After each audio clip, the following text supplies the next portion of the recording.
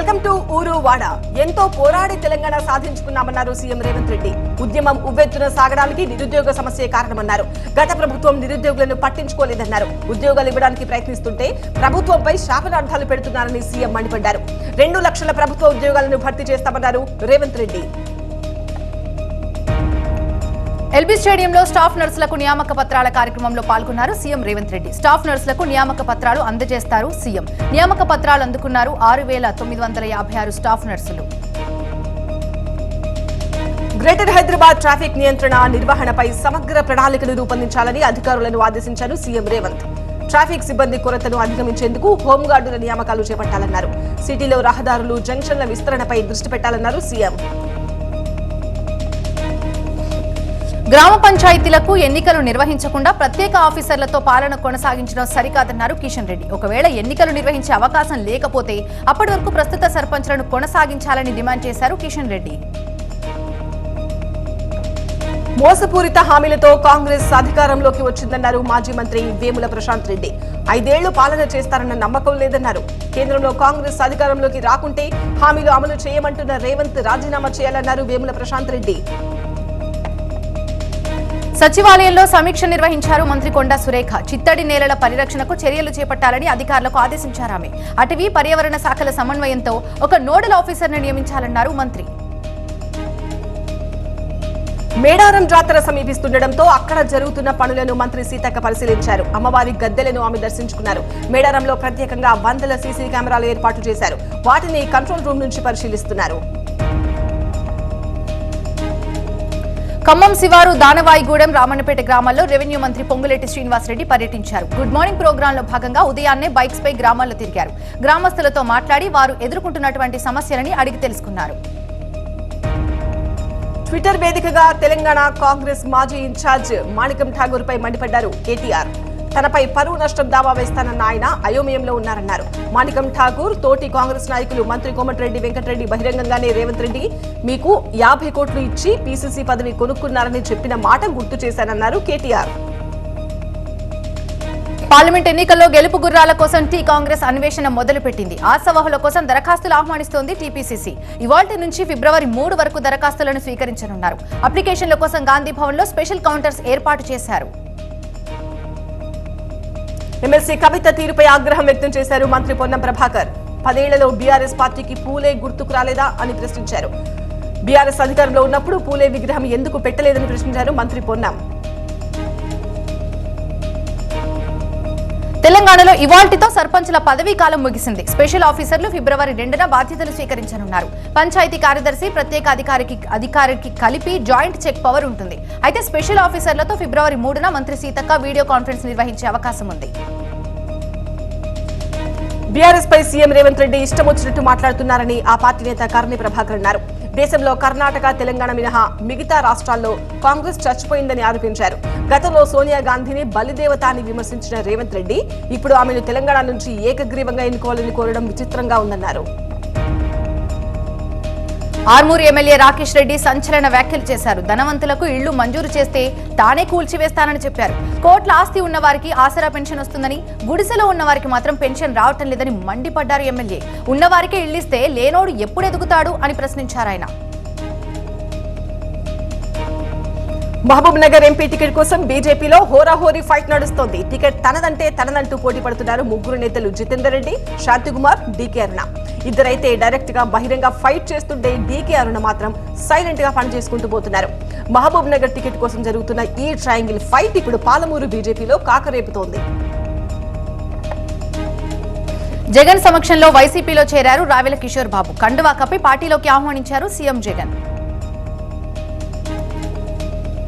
6,000 ఉపాధ్యాయ పోస్టుల భర్తీకి ఏపీ ప్రభుత్వం గ్రీన్ సిగ్నల్ ఇచ్చింది. వీటితో పాటు ప్రభుత్వ పాఠశాలల్లో ఐబీ సిలబస్ అమలుకు ఆమోదం తెలిపింది మంత్రివర్గం. నాన్ టీచింగ్ స్టాఫ్ పదవీ విరమణ వయసును 62 ఏళ్లకు పెంచుతూ నిర్ణయం తీసుకున్నారు. వైఎస్ఆర్ చేయూత 4వ విడత నిధుల విడుదలకు ఆమోదం తెలిపింది. అబద్ధానికి మరో పేరు చంద్రబాబు అని మంత్రి చెల్లుబోయిన విమర్శించారు. పేదలను మోసం చేసిన చంద్రబాబుతో పవన్ కళ్యాణ్ పొత్తు పెట్టుకున్నారని, ఎన్నికల ముందు బాబు పవన్ కళ్యాణ్ కుట్రలు బయటపడ్డాయన్నారు. బీసీ కులగణనపై చంద్రబాబు అడగలేకే పవన్ తో అడిగించారన్నారు మంత్రి చెల్లుబోయిన. చంద్రబాబు మతి భ్రమించి సీఎం జగన్ పై ఇష్టం వచ్చినట్టు మాట్లాడుతున్నారని విమర్శించారు కొడాలి నాని.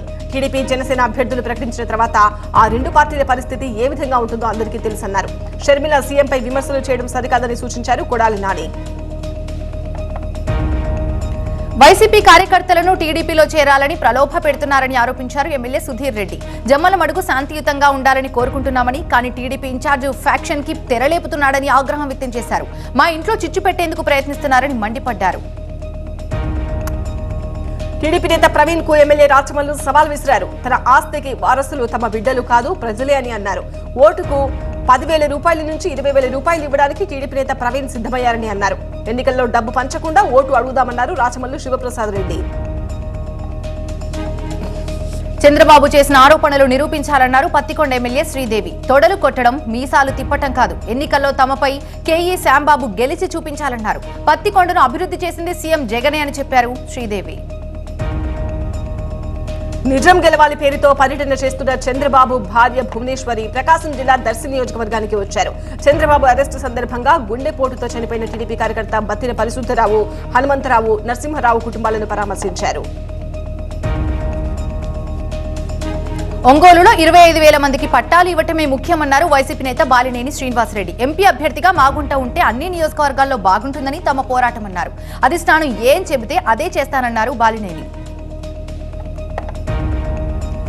సిద్ధం అనే అర్హత సీఎం జగన్ కు మాత్రమే ఉందన్నారు ఎమ్మెల్యే వెల్లంపల్లి శ్రీనివాస్. సింగిల్ గా పోటీ చేసే దమ్ము, ధైర్యం చంద్రబాబు, పవన్ కళ్యాణ్ కు లేవన్నారు. టీడీపీ జనసేనకు ఓటు వేసేందుకు ప్రజలు సిద్ధంగా లేరన్నారు. షర్మిల చంద్రబాబు ఉచ్చులో చిక్కుకుందని, త్వరలో వాస్తవాలు తెలుసుకుంటుందన్నారు వెల్లంపల్లి శ్రీనివాస్. వైసీపీ ఎంపీ గోరంట్ల మాధవ్పై ఎస్పీకి ఫిర్యాదు చేశారు కుర్మ సంఘం నాయకులు. శ్రీశైలంలోని కుర్మ సంఘం సత్రంని దౌర్జన్యంగా ఆక్రమించారని, సత్రం తాళాలు పగలగొట్టిన కమిటీ మెంబర్స్ ని బెదిరించిన గోరంట్లపై కేసు నమోదు చేయాలని డిమాండ్ చేశారు. వచ్చే ఎన్నికల కోసం అధికారులు సంసిద్ధమవుతున్నారు. ఇందులో భాగంగా అల్లూరు జిల్లాకు సంబంధించి సెక్టోరియల్ అధికారులతో కలెక్టర్ సుమిత్ కుమార్ సమావేశమయ్యారు. సెక్టోరియల్ అధికారులు వారికి కేటాయించిన పోలింగ్ కేంద్రాలు పరిశీలించి లోటుపాట్ల గురించి ఆరా తీశారు. సమస్యాత్మక పోలింగ్ కేంద్రాల సిబ్బందికి అదనపు భద్రత కల్పిస్తామన్నారు కలెక్టర్. స్ట్రీట్ ఫుడ్ కుమారి ఆంటీ షాప్ పై సీఎంఓ స్పందించింది. కుమారి ఆంటీ షాప్ ని మార్చాలనే నిర్ణయాన్ని వెనక్కి తీసుకుంది తెలంగాణ ప్రభుత్వం. యథావిధిగా కొనసాగించాలని డీజీపీ ఎంఏయుడికి అధికారులకి సీఎం రేవంత్ రెడ్డి ఆదేశించినట్టుగా తెలుస్తోంది. అయితే త్వరలో కుమారి ఆంటీ ఫుడ్ స్టాల్ కి రానున్నారు ముఖ్యమంత్రి రేవంత్ రెడ్డి. పంజాగుట్ట పోలీస్ స్టేషన్ సిబ్బంది మొత్తాన్ని బదిలీ చేశారు హైదరాబాద్ సిపి శ్రీనివాస్ రెడ్డి. స్టేషన్లో పనిచేస్తున్న ఎస్ఐల నుంచి హోంగార్డుల వరకు అందరినీ ఒకేసారి బదిలీ చేస్తూ సిపి ఆదేశాలు జారీ చేశారు. మొత్తం 85 మందిని బదిలీ చేస్తున్నట్టు తెలిపారు. సూర్యాపేట ఆర్టీసీ డిపో వద్ద ఐక్య కార్మిక జేఏసీ ఆధ్వర్యంలో ఆర్టీసీ డ్రైవర్లు, కండక్టర్లు ఆందోళన చేపట్టారు. కార్మికుల పట్ల ట్రాఫిక్ సీఐ నాగశ్రీ వేధింపులకు నిరసనగా ధర్నా చేపట్టినట్టుగా తెలుస్తోంది. అయితే తక్షణమే ట్రాఫిక్ సీఐని బదిలీ చేయాలని వారంతా డిమాండ్ చేశారు. హెచ్ఎండిఏ మాజీ డైరెక్టర్ బాలకృష్ణ డే 1 కస్టడీ ముగిసింది.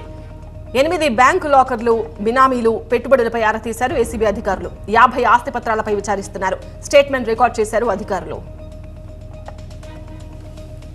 తెలంగాణలో ట్రాఫిక్ చలాన్ల రాయితీ గడువును ప్రభుత్వం మరోసారి పెంచింది. చలాన్ల చెల్లింపునకు ఇప్పటికే అదనంగా 15 రోజుల అవకాశం కల్పించినటువంటి ప్రభుత్వం మరోసారి అవకాశాన్ని కల్పించింది. ఫిబ్రవరి 15 వరకు గడువు పొడిగిస్తూ ఉత్తర్వులు జారీ చేసింది. వరదలు వచ్చినప్పుడు, ప్రమాదాలు జరిగినప్పుడు తీసుకోవాల్సిన జాగ్రత్తలపై నిర్మల్ జిల్లా కడెం ప్రాజెక్టు సమీపంలోని గ్రామవాసులకు ఎన్డీఆర్ఎఫ్ అవగాహన కల్పించింది. జిల్లా కలెక్టర్ ఆదేశాల మేరకు జనవరి 30 నుంచి ఫిబ్రవరి 9 వరకు ఈ శిక్షణ కార్యక్రమాలు జరగనున్నాయి. విజయవాడలోని 10వ బెటాలియన్ కు 20 మంది సభ్యులు ఈ శిక్షణ అందిస్తున్నారు. ఉస్మానియా యూనివర్సిటీలో ఆర్ట్స్ కాలేజ్ ఎదురుగా విద్యార్థి జనసమితి రాష్ట్ర అధ్యక్షులు మాసంపల్లి అరుణ్ కుమార్ ఆధ్వర్యంలో కేసీఆర్ దిష్టి బొమ్మని దగ్ధం చేశారు. తెలంగాణ జనసమితి రాష్ట్ర అధ్యక్షుడు ప్రొఫెసర్ కోదండరాంకి ఎమ్మెల్సీ రాకుండా అడ్డుకోవడంపై వారు మండిపడ్డారు. కేసీఆర్ చేస్తున్న మొండి వైఖరి విడనాడాలని హెచ్చరించారు. సత్యసాయి జిల్లా కేంద్రం పుట్టపర్తిలో ఆడుదాం ఆంధ్ర ఆట పోటీలను కలెక్టర్ అరుణ్ బాబు ప్రారంభించారు. సూపర్ స్పెషాలిటీ ఆసుపత్రి సమీపంలోని మైదానంలో ఈ పోటీలు జరుగుతున్నాయి. Collector Arun Babu, joint collector Abhishek Kumar volleyball ఆడి క్రీడాకారులను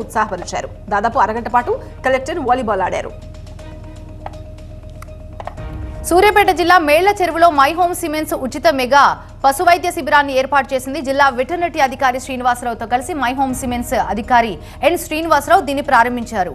అయితే పశువులకు రోగాలు రాకుండా ముందు జాగ్రత్త చర్యలు మై హోమ్ సిమెంట్ సంస్థ ఏటా ఉచిత టీకాల పంపిణీ కార్యక్రమాన్ని నిర్వహించే సంగతి తెలిసిందే. వరంగల్ ఏనుమాముల వ్యవసాయ మార్కెట్ యార్డుకు మిర్చి పోటెత్తుతోంది. మిర్చి అమ్మేందుకు దూర ప్రాంతాల నుంచి రైతు సరుకును మార్కెట్కు తీసుకొస్తున్నారు. 25,000కు పైగా మిర్చి బస్తాలు మార్కెట్కు వస్తున్నట్టు అంచనా. అదే సమయంలో సరుకు విపరీతంగా రావడంతో గిట్టుబాటు ధరలు లభించడం లేదని రైతులు ఆందోళన వ్యక్తం చేస్తున్నారు. హైదరాబాద్లోని ఎల్బీ స్టేడియం బయట Gachibowli TIMS hospital contract staff నర్సులు ఆందోళన చేపట్టారు. తమకు 20% వెయిటేజ్ వర్క్ ఇచ్చి రెగ్యులర్ చేయాలని ప్లకార్డులు పట్టుకుని నిరసనకు దిగారు. వారిని అడ్డుకుని అరెస్ట్ చేసి నాంపల్లి పోలీస్ స్టేషన్ కు తరలించారు పోలీసులు.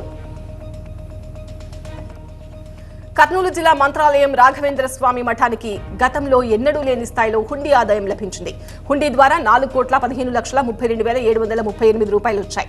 ఈ స్థాయిలో మఠానికి గతంలో ఎన్నడూ ఇంత మొత్తం రాలేదు. 33 రోజుల్లో వచ్చిన మొత్తం ఇది. నగదు కాకుండా 44 గ్రాముల బంగారం, 3,642 గ్రాముల వెండి కూడా మఠానికి అందింది.